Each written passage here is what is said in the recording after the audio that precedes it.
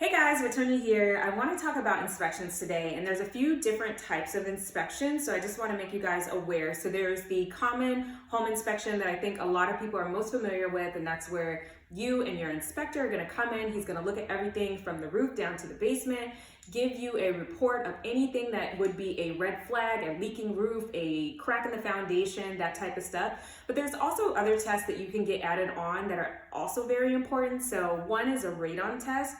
Radon is an odorless, colorless gas that actually comes through the foundation. It can be deadly. So you really want to consider to get a radon test, especially if you live in a state that has high radon levels. And actually it may be required depending on the type of loan that you have.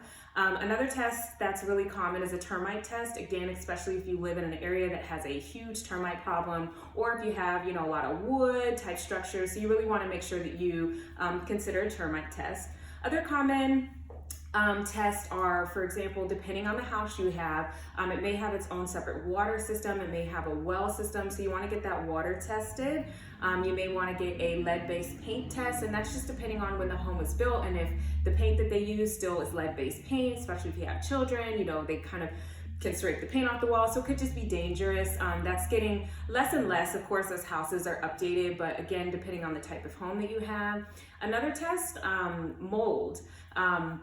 Mold test is not a requirement, right? So you have to actually figure out if you really need a mold test. What I advise people, when you go into a house, you can really feel moisture, right? It's no different if it's outside, it's super humid, you can feel the wetness. So if you go in a basement and you feel wetness, you smell wetness, that may give you cause to say, I really want to consider a mold test, but you don't always need it, right?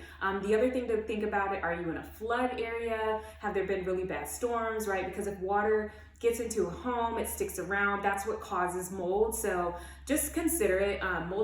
Mold tests are not, again, required, but you may need it, and it just depends on your house. Another thing that's a little less common, but is super important, is if you have a pool.